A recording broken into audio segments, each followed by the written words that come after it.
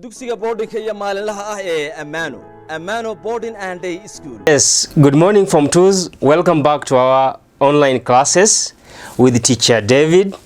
Today I want us to continue with the same topic that we did last week, and that's writing, and we are focusing on sentences. If you can remember, during the last lesson I taught about the sentence structure. So we looked into simple sentences, compound sentences, complex sentences, and even fragments.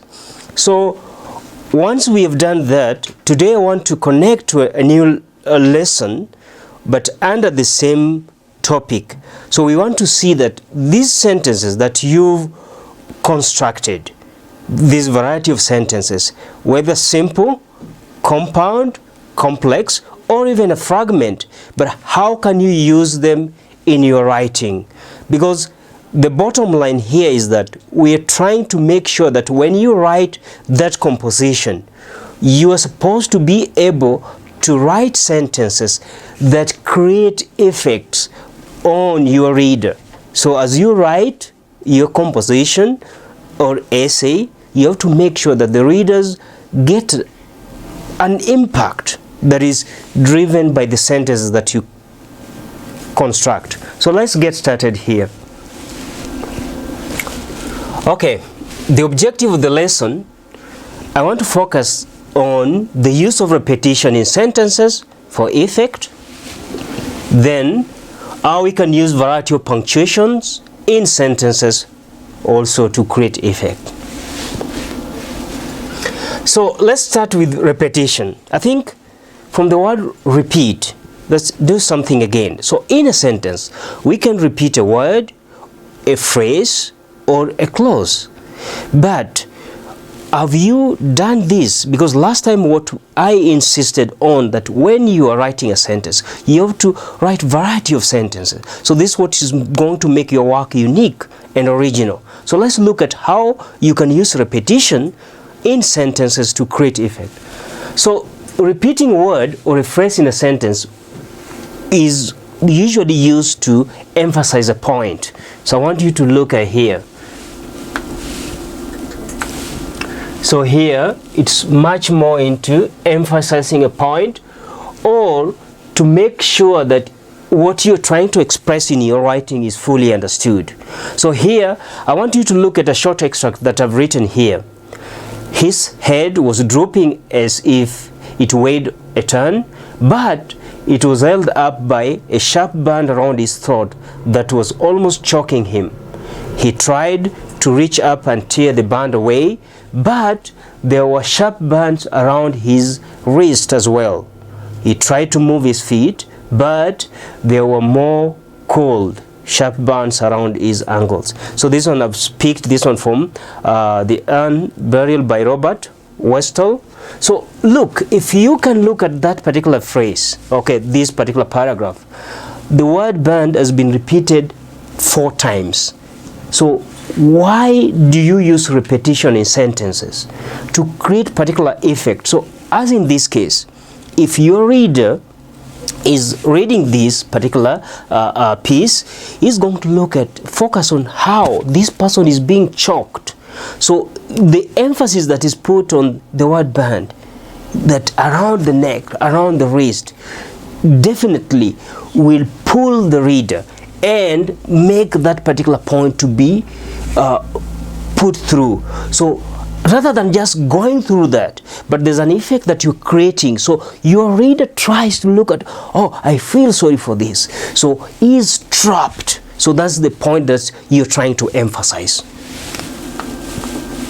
Okay, let's move forward and look at other punctuation marks. So punctuation marks, they help you to follow the structure or organization of sentences and to make their meaning clearer. So when you're writing a sentence, you're not only just writing for the sake of it, but we want to achieve a certain effect. So let's look at different, I'll just give particular examples of these punctuation marks. I know you've been taught in class about different punctuation marks, but I'm just going to select a few and look at which kind of effect they will create in the piece of work that you will be writing. So let's move on and start with the first one, a full stop.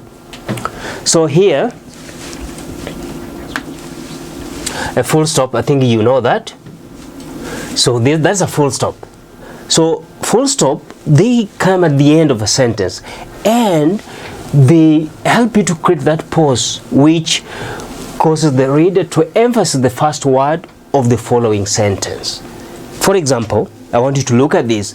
The cat sat on the mat and it made a real mess. So look at the full stop here. This is what I was looking at.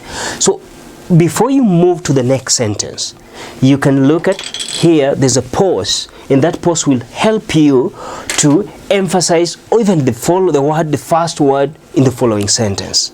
So if you are speaking, then it's quite obvious that you'll see somebody having a pause at the end of that period. Okay, so let's move on and go to the next one.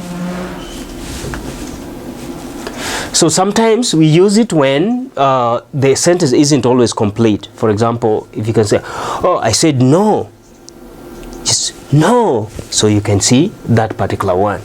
Okay, so let's move to the next. I've picked again semicolon here. So you put it like that. Okay.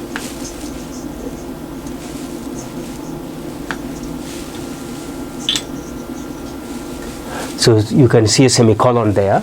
So semicolons are quite formal and used as an alternative to a full stop. Okay, so I want you to look at this particular sentence. Amano Online offers free revision guides. They are written by qualified teachers. So this is a semicolon. So what does it? So there's a pause that will come here that after you've read the first part, Amano Online offers free revision guides. They are written by qualified teachers. So that the emphasis, okay, these particular revision classes that are offered by Amano Online. So but you want to bring the aspect that really to emphasize on these and to qualify it more by saying that they are written by qualified teachers. So the meaning is driven home. Okay, so let's move to the next one.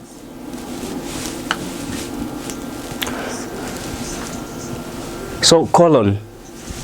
Okay, so this is the sign, 2 dots. Okay, so let's see, when do you use a colon? So this is used before a list, a quotation, an answer, or a concept. For example, I want you to again, I use Amano Online for my revision. It's great. So what is great here? So it's Amano Online for your revision. So this just to look at that particular emphasis that is being made by Amano Online classes. So you want to create that picture in the reader's mind that this platform is really good. Okay, let's move to the next one.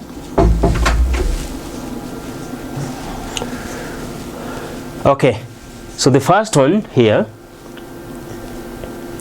I want you to look at quotation mark. Okay, so quotation mark, so here.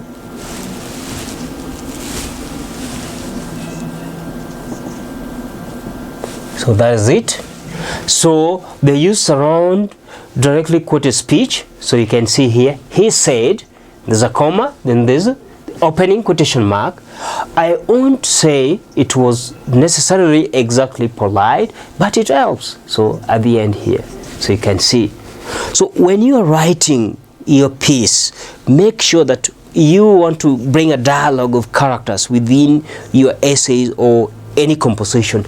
You bring these particular quotations to quote directly what the speaker or a particular character is saying. So this one will create a great impact on your writing, rather than simply writing from the beginning to the end without bringing that twist of characters coming to life in your story. So that's one of the ways you can use quotation mark. Okay, another alternative is a single speech mark, which is one here, one and one, like that.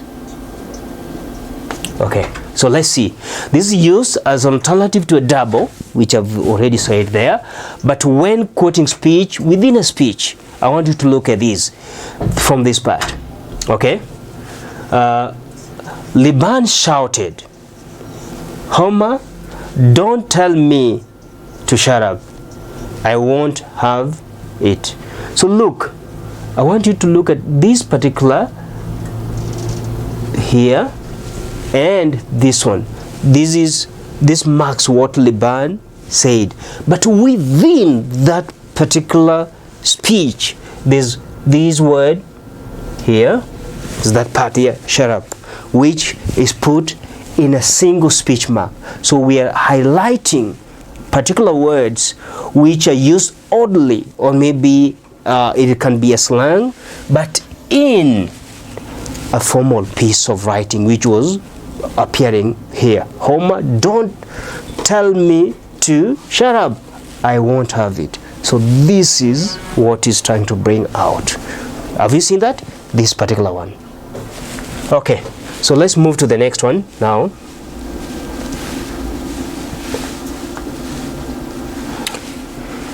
Okay, the next one is a question mark. I think everyone, you know what a question mark is. So let me just bring it here. So that's a question mark. So this one signifies that a sentence is a question, interrogative sentence. So when you're asking a question, maybe you're bringing your speakers to life, they're asking questions in the text, or sometimes rhetorical questions that don't need answers. You can bring a question mark and use it in your sentences. Then the next one is exclamation mark, that one. So this one is a replacement of full stop, which expresses surprise or a shock. So look at this sentence, for example, here, from here up to there. Oh no, not again. So here you can see that is an exclamation mark. So what I want you to see is that we talked about a sentence as a group of words that make sense, complete meaning, but we are focusing at the beginning. I told you it must start in a capital letter, but at the end it can either be a full stop, a question mark for interrogative, or exclamation marks. But look, you use them to create certain effects. Okay, so let's move to the next one.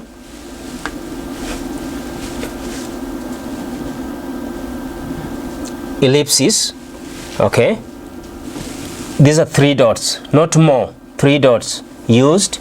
So they're used mostly to show that parts of the quotation is missed out. So when you're writing, for example, here, it was a town of chimney and tall chimneys, then you leave something out. Then there was a rattling and trembling all day long. So that one is how you can use it. So let's move to the next one here.